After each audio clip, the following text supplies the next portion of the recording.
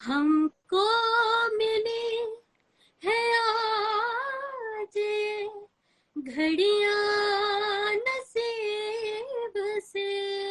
मुझे तो बचपन से ही गाने का बहुत शौक था। जब मैं छोटी थी सारेगामापा इंडियन आइडल देखने का बहुत शौक था। अभी मुझे लगता है कम से कम 8-9 साल मुझे म्यूजिक फील्ड में हो गए हैं।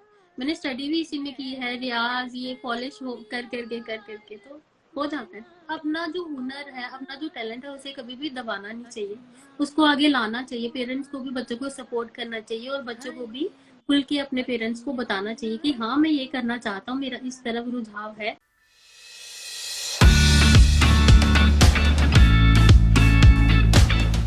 Hello ma'am, good evening. Good evening, कैसे हैं आप? मैं बढ़िया। Welcome to the Instagram live session of Tech One. Thank you so much. आप ही के ज़बानी जानना चाहती हूँ कि आपकी ये म्यूजिकल जर्नी कब और कैसे स्टार्ट हुई?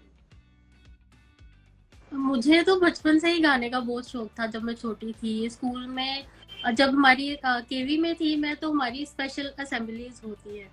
तो म्यूजिक टीचर ने जब मुझे सुना तो वो हमेशा मतलब मुझे ये चीज करते थे कि हाँ आप परफॉर्म करोगे स्पेशल असेंबली में। तो पहले तो पता नहीं होता था कि हम क्या परफॉर्म करें। तो बुक्स में से जो पोम वगैरह होती थी, कविताएं, वही हम सर हमें कंपोज करके, तो वहां से ही मेरी म्यूजिक जर्नी जो है स्कूल से ही शुरू हुई। जैसे कि आपने बताया कि आपकी बचपन से ही ये म्यूजिकल जर्नी स्टार्ट हो गई थी, तो क्यों ना आज का जो सेशन है वो भी हम एक गाने के साथ शुरुआत करें। जी जी, तो जरूर। मैं आपको अपना सबसे फेवरेट जो मेरा गाना है मैं वही सुनाना चाहती हूँ। अरिजीत सिंह जो है, मतलब मुझे उनके गाने सुनना और उनको सुनना मुझे बहुत पसंद है। तो मैं वहीं से शुरू करती हूँ। मान जा दिल दीगर, ठहर जाए कपल, ले जा चंद सोनी रातें सुबह, इनको मैं साथ लेके जावांगा। मैं तेनू जिथे पावांगा, मैं ओथे बस जावांगा। मैं तेनू जिथे पावांगा, मैं ओथे बस जावांगा। मैं दिल दा हाल सुनावांगा, मैं तेनू ही यार बनावांगा।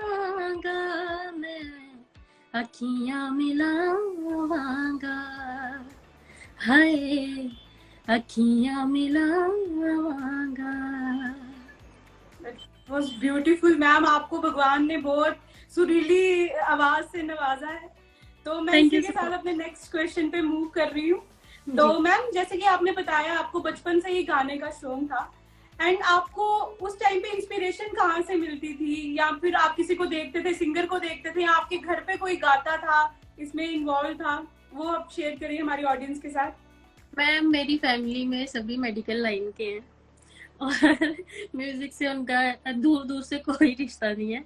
तो मुझे बचपन से ही सारेगामापा इंडियन आइडल देखने का बहुत शौक था। तो मतलब मैं भी ट्राई करती थी। हाँ, बचपन में ये है कि मैं अभी भी मुझे नहीं लगता कि मैं बहुत अच्छा गाती हूँ। मैं बचपन से ही मेरे को थोड़ा था तो मैं गुनगुनाती रहती थी हर टाइम ये। तो स्कूल में भी तो बस मम्मा भी यही देखते थे कि हाँ गाती तो है। तो वो मुझे शुरू से ही मतलब इस चीज में सपोर्ट करते थे कि हाँ परफॉर्म करो। अ, वो तो स्टार्टिंग से ही थे। जो आपने क्वेश्चन पूछा उसी सीधा मैं आंसर देती हूँ कि मेरे को जो रियलिटी शोज है ना, वहां से मुझे बहुत इंस्पिरेशन मिली कि हाँ इस फील्ड में जाना चाहिए। ओके। तो मैम, मैंने आप पहले भी मेंशन किया था कि आप एक म्यूजिक टीचर भी हैं। तो ये टीचिंग वाली लाइन में जाने का आपको ख्याल कब से आया, ना कब से पढ़ा रहे हैं म्यूजिक बच्चों को? मैम मुझे 1 साल हो गया। मैं टीचिंग भी कर रही हूँ और अभी मैं पीएचडी स्कॉलर भी हूँ। मैं लवली प्रोफेशनल यूनिवर्सिटी से पीएचडी कर रही हूँ म्यूजिक में ही। तो जैसे कि मैंने स्कूलिंग की तो उसके बाद सबके दिमाग में यही क्वेश्चन होता है कि हम आगे क्या करें। तो मुझे म्यूजिक में था, तो मैंने घर पे बोला कि मुझे आगे म्यूजिक फील्ड में ही जाना है, मुझे पढ़ाई भी इसी में ही करनी है। तो मुझे नया नया पता चला था कि जम्मू में institute of music and fine arts है। तो मैंने यहाँ पे ग्रेजुएशन की, फिर मैंने मास्टर्स एमईएम कॉलेज से म्यूजिक में ही की। उसके बाद पीएचडी का एंट्रेंस दिया, वो भी क्वालिफाई हुआ, तो अभी पीएचडी कर रही हूँ साथ साथ में, ये चल रहा है। तो मैम जैसे कि हमने देखा है आपकी काफी म्यूजिक एल्बम्स भी आई हैं एंड आप टीचिंग भी करते हैं ना, पढ़ भी रहे हैं, इतना सब कुछ साथ में कैसे मैनेज हो जाता है? मैम अब जैसे कि मैंने बताया कि ये जो म्यूजिक फील्ड है ये मैंने खुद से ही जो है चूज किया है। तो जैसे होता है ना कि जो चीज आप खुद से चाहो तो वो कुछ ना कुछ करके आप मैनेज कर लेते हो। अगर मतलब हम पे कोई बर्डन नहीं है कि हाँ हमने या आप म्यूजिक टीचर हो तो आपको साइंस का सब्जेक्ट पढ़ना या कुछ भी है, मुझे इस चीज में इंटरेस्ट है तो वो मैनेज अपने आप ही हो जाता है कि हाँ अपनी मर्जी से चूज किया है और इसमें मजा भी आता है, तो हो रहा है मैम। तो मैम जैसे कि आप इतना सब कुछ एक साथ कैरी कर रहे हैं अपने साथ, तो ऑब्वियसली कभी कभी प्रेशराइज भी हो जाते होंगे, कभी कभी डिमोटिवेट भी हो जाता है इंसान, तो उस टाइम पे आपका सपोर्ट सिस्टम कौन रहता है, आपको कौन बूस्ट अप करता है? बूस्ट अप तो सबसे पहले मेरे बहुत अच्छे दोस्त भी हैं, काफ़ी सारे मेरे साथ हैं, कलीग्स हैं, फिर मेरी मम्मा हैं, मम्मा बहुत सपोर्ट करते हैं इस चीज़ में, कोई भी प्रॉब्लम होती है मैं उनसे शेयर करती हूँ। तो मैम यस मैम आपका फेवरेट सिंगर कौन है? मैम मुझे सबसे पहले तो लता मंगेशकर जी जो थे हमारे, वो तो सबके ही फेवरेट है, और मुझे अरिजीत सिंह जी को सुनना बहुत अच्छा लगता है। तो अभी अरिजीत सर का ही आपने गाना गा दिया हुआ स्टार्टिंग में, तो क्यों ना कोई लता मैम का गाना आप प्लीज हमारी ऑडियंस के लिए गा दे। जी, मैं आपको गाना सुनाऊंगी, लग जा गले। हमको मिली है आज ये घड़ियां नसीब से, हमको मिली है आज ये घड़ियां नसीब से, जी भर के देख लीजिए हमको करीब से, फिर आपके नसीब में ये रात हो न हो, शायद फिर इस जन्म में मुलाकात हो न हो, लग जा गले से। वंडरफुल मैम, जितना मजा सुनने में आता है गाने में तो उतना ज्यादा डिफिकल्ट है ये चीज, और लता मैम का गाना तो बहुत ही ज्यादा मुश्किल है, बहुत मुश्किल है। पर ये नहीं है कि आप जो चीज सोचोगे वो होगी नहीं। मैं बोलूं तो मैं जब मैंने म्यूजिक स्टार्ट किया था तो इतना अच्छा नहीं था, वो आहिस्ता आहिस्ता अभी मुझे लगता है कम से कम 8-9 साल मुझे म्यूजिक फील्ड में हो गए हैं। मैंने स्टडी भी इसी में की है, रियाज ये पॉलिश कर करके तो हो जाता है। Okay. तो मैम जैसे आपकी इतनी साफ आवाज है, तो आप किस टाइप के प्रिकॉशंस लेते हैं, या कुछ कौन सी ऐसी चीज आप अवॉइड करते हैं खाने, या कौन सी ऐसी चीज आप करते हो ताकि आपका गला ऐसे साफ रहे? मैं कुछ अवॉइड नहीं करती, मैं सब कुछ खाती हूँ। तो मैम हमने देखा है आप काफी म्यूजिक एल्बम्स में आप नजर आ चुकी हैं, आपने गाना गाया हुआ है, तो आप अपने कुछ उसके साथ कुछ जुड़ा हुआ कोई आपका कोई यादगार किस्सा हो जो आप शेयर करना चाहते हैं ऑडियंस के साथ? मेरा यादगार किस्सा, जो मेरा फर्स्ट जो सॉन्ग है जो मेरे चैनल करुणाज पे ही आया था, वो मुझे याद है कि मेरी रूममेट थी मधु, उसने वो गाना लिखा था। तो जब उसने मुझे सुनाया ना कि हाँ ये कंपोजिशन है, तो मुझे इतनी पसंद आई कि मैंने उसको उसी टाइम बोला कि हाँ ये तो मैं गाऊंगी। तो उसने बोला कोई बात नहीं दीदी आप गाओ। उसके बाद हम स्टूडियो गए और वो इतना अच्छा गाना था, और वो था भी डोगरी गाना ना, मतलब मुझे फील वाले सॉन्ग्स, और कह सकते हो आप ठहराव के साथ जो है, और वो डोगरी गाना था तो सोने पे सुहागे वाली बात थी। तो मेरा पहला गाना वो था और उसको मैंने बड़े दिल से गाया था। तो मैम आज अभी 2 हिंदी सॉन्ग हो चुके हैं, तो व्हाई नॉट एक डोगरी सॉन्ग भी हो जाए?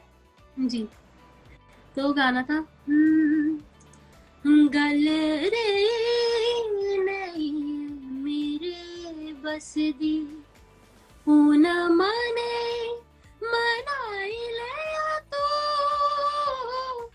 जे आवे कदी याद मारे दी पी दिले समझाई लिया तू गल रही नहीं है मेरे बस दी। वाह, very nice ma'am, thank you so much. तो मैम मैं आपसे जानना चाहती हूँ, जैसे आपने बताया कि आप जैसे रियलिटी शोज को देख के काफी इंस्पायर हुए, तो आपका कभी ऐसा इरादा नहीं हुआ कि जाके परफॉर्म करने का एक बार? मैं बचपन में मुझे बहुत शौक था कि मैं रियलिटी शो में जाऊं। अभी आपने जैसे ये सवाल मुझे किया है ना, ये हर इंसान जो मुझे मिलता है वो यही कहता है कि आप क्यों नहीं जाते।